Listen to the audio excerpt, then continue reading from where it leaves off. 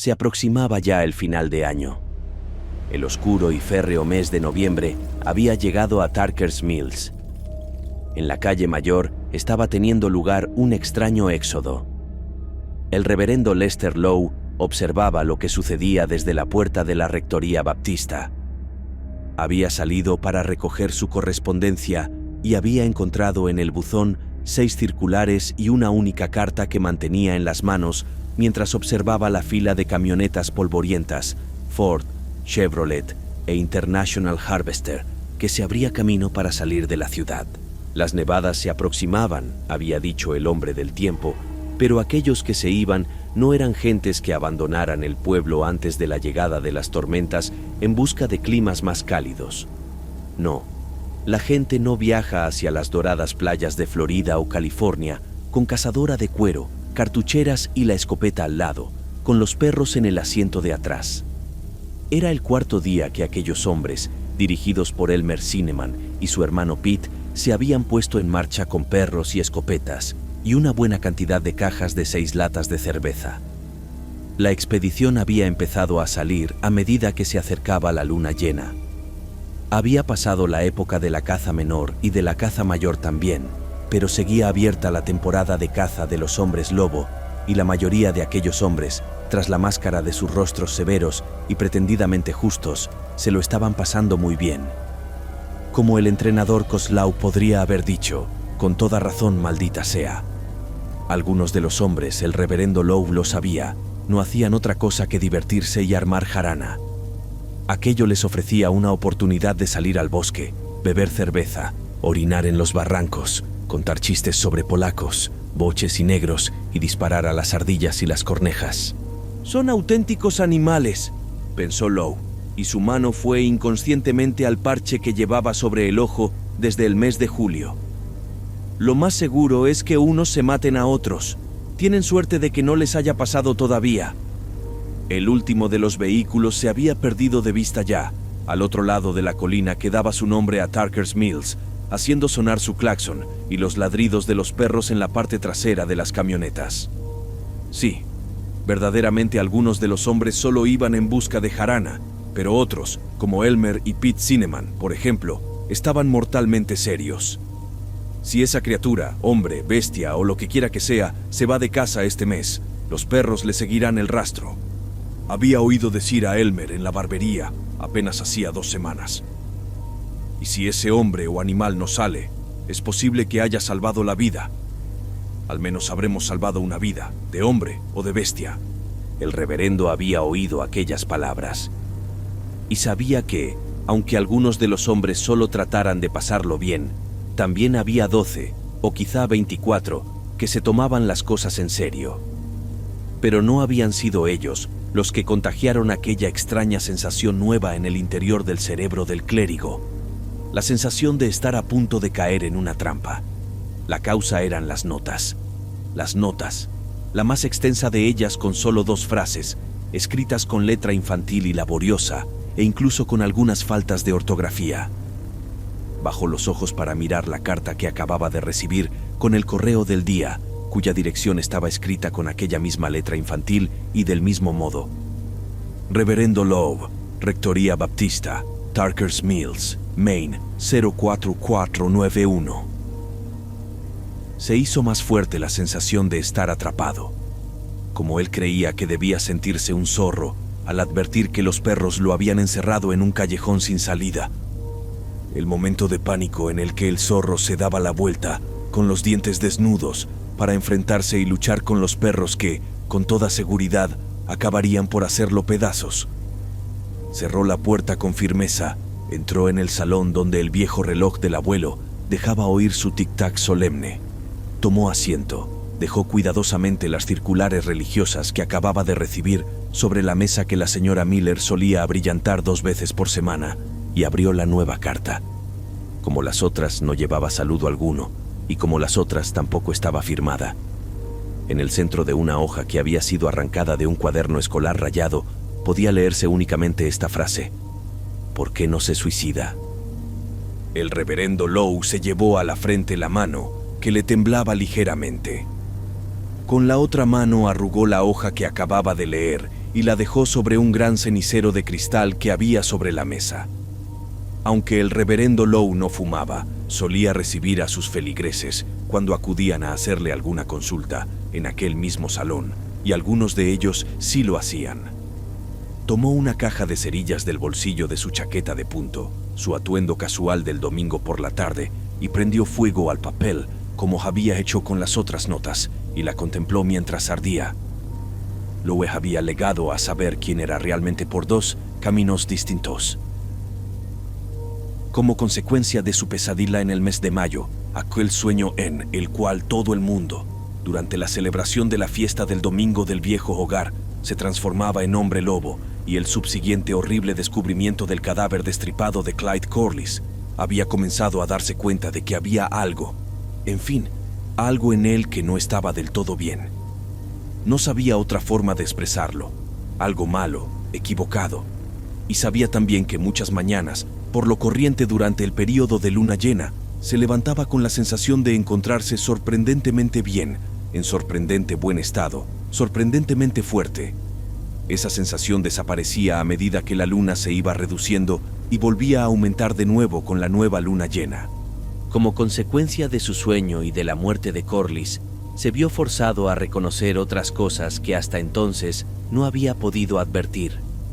Sus ropas destrozadas y llenas de barro, arañazos y magullamientos cuyo origen ignoraba, pero que como nunca le dolían o le causaban molestias, podían ser olvidados con facilidad, o simplemente dejar de pensar en ellos. Incluso había estado en condiciones de olvidar los restos de sangre que a veces encontró en sus manos y en sus labios. Después, el 5 de julio, la segunda etapa. Para describirla con la mayor sencillez, se había despertado con solo un ojo. Lo mismo que con los arañazos y las pequeñas heridas anteriores, tampoco entonces sintió el menor dolor, solo el agujero, la cuenca vacía donde antes estuviera su ojo izquierdo. En ese momento su conocimiento se hizo lo suficientemente lúcido como para poder seguir negando la realidad. Él era el hombre lobo. Él era la bestia. Durante los 3 últimos días había tenido sensaciones que le eran familiares. Una gran inquietud, una impaciencia en cierto modo alegre, una euforia tensa en todo su cuerpo. Volvía. El cambio estaba a punto de llegar una vez más, de nuevo. Aquella noche, la luna se alzaría en el cielo, plena, y los cazadores estarían fuera en el bosque, con sus perros. Bien, no le importaba. Era inteligente, mucho más inteligente que ellos, más inteligente de lo que sus cazadores creían que podía ser la bestia. Hablaban de un hombre lobo, pero pensaban de él como si fuera un lobo y no un hombre. Ellos iban con sus furgonetas y jeeps, pero él podía, también, conducir su pequeño coche, un Volare sedán. A últimas horas de la tarde se dirigiría hacia Portland, pensó, y se detendría en algún motel de las afueras de la ciudad. Y cuando llegara el cambio, no habría perros ni cazadores. No, no eran estos los que le asustaban. ¿Por qué no se suicida? Eso era todo. Solo, ¡termine ya! Y ahora, ¿por qué no se suicida? «Porque no quiero hacerlo», pensó el reverendo Lowe con petulancia. «Esto que me ocurre, lo que quiera que sea, es algo que yo no he pedido, que yo no me he buscado. No he sido mordido por un lobo ni he recibido la maldición de un gitano. Es simplemente algo que me ha sucedido». Un día del último mes de noviembre estaba recogiendo unas flores para los floreros de la sacristía en ese bonito cementerio de Sunshine Hill. Nunca antes había visto unas flores semejantes. Se marchitaron, murieron antes de que regresara al pueblo. Se volvieron negras todas ellas. Quizá fue entonces cuando todo comenzó. No hay razón para que esté seguro de ello, pero lo creo. Y no quiero suicidarme. Ellos son los animales y no yo. ¿Quién escribirá esas notas? Soy un hombre de Dios al que sirvo, pensó. Se puso en pie y comenzó a pasear arriba y abajo por la habitación, cada vez más deprisa. El reloj del abuelo repetía su tic-tac de modo solemne en el tranquilo salón. Soy un hombre de Dios y no quiero suicidarme. Estoy haciendo mucho bien aquí y si en alguna ocasión hago el mal, bueno, son muchos los hombres que lo hicieron antes que yo. El mal también sirve a la voluntad de Dios, como nos enseña el libro de Job. Si yo he sido maldito por una fuerza exterior, Dios me hará caer cuando Él crea llegado su momento. Todas las cosas están al servicio de la voluntad de Dios. ¿Pero quién será? ¿Debo tratar de averiguarlo? ¿Quién fue atacado la noche del 4 de julio? ¿Cómo perdí? ¿Cómo perdió la bestia a mí, su ojo? Quizá convendría silenciarlo, pero no este mes. Hagamos primero que los cazadores vuelvan a dejar a sus perros en las perreras. Sí, finalmente, la grisácea tarde de noviembre se fue oscureciendo hasta adquirir una tonalidad más densa, y el reverendo se dirigió a la cocina, tomó las llaves de su automóvil que colgaban detrás de la puerta trasera de la casa y se encaminó al coche, ya casi corriendo. Se dirigió hacia Portland, conduciendo a toda velocidad, sonriendo, y no se detuvo cuando la primera nieve de la temporada empezó a caer arremolinada delante de las luces de sus faros, los copos como bailarines desprendidos de un cielo férreo. Presentía a la luna en algún lugar del cielo, por encima de las nubes. Sentía su fuerza poderosa. Su pecho se dilató, estirando las costuras de su camisa blanca. Conectó la radio con una emisora que transmitía música de rock and roll y se sintió realmente en forma, magníficamente bien. Y lo que ocurrió más tarde, en esa misma noche, podría ser un juicio de Dios o una sangrienta burla de aquellos antiguos dioses a los que el hombre había adorado desde la seguridad de los círculos de piedras en las noches de plenilunio.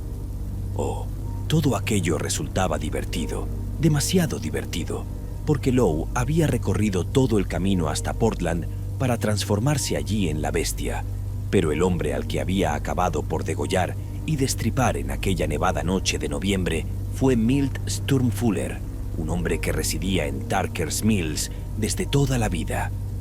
Y quizá Dios era justo, porque si había un verdadero tipo asqueroso en Tarker's Mills, este era Milt Sturmfuller. Había salido de su casa aquella noche, como tantas otras noches, diciéndole a su sufrida y maltratada esposa, Donna Lee, que se iba de viaje de negocios. Pero su negocio era una chica de mala vida llamada Rita Tennyson, que le había contagiado un grave caso de herpes que él había transmitido a su esposa, a la pobre Donna Lee, que ni siquiera se había atrevido a mirar a otro hombre en todo el tiempo que llevaban casados. El reverendo Lowe se había inscrito en un motel llamado The Driftwood, cerca de Portland Westbrook, el mismo motel que Milt Sturmfuller y Rita Tennyson habían elegido aquella noche de noviembre para sus pitayu. Milt salió de su bungalow a las 10:15 para buscar una botella de bourbon que se había olvidado en el auto, y quizás se estaba felicitando a sí mismo por estar tan lejos de Tarker's Mills en aquella noche de luna llena, cuando la bestia, con solo un ojo, se lanzó sobre él desde el techo de la cabina de un camión de 10 ruedas y lo decapitó de un violento zarpazo con sus fuertes garras. El último sonido que Milt Sturmfuller oiría en su vida fue el aullido de triunfo del hombre lobo, que sonó cada vez con mayor fuerza. Su cabeza cayó bajo el camión, los ojos muy abiertos y la sangre brotando a borbotones de la garganta, y la botella de bourbon se le escapó de su mano sin fuerza cuando la bestia ocultó su hocico en la garganta y comenzó a alimentarse. Y al día siguiente, de regreso ya en su rectoría baptista de Tarker's Mills y sintiéndose maravillosamente bien, el reverendo Lowe leyó en un periódico el relato del crimen y pensó piadosamente: la víctima no era un buen hombre. Todas las cosas sirven al Señor. Tras esos pensamientos, siguió pensando: ¿quién es el chico que me envía las notas? ¿Quién fue atacado en julio? Ya es hora de que lo sepa. Creo que ha llegado el momento de prestar oído a lo que murmura la gente. El reverendo Lester Lowe se ajustó el parche que cubría la cuenca vacía de su ojo, pasó a una nueva sección del periódico y pensó: todas las cosas sirven a la voluntad del Señor. Si Dios quiere, lo encontraré, y le haré guardar silencio, para siempre. No olvides suscribirte, darle clic a la campanita para que se te notifique cada vez que subamos material nuevo, y comentar qué te parece nuestro contenido. Eso es de gran ayuda para que crezca el canal.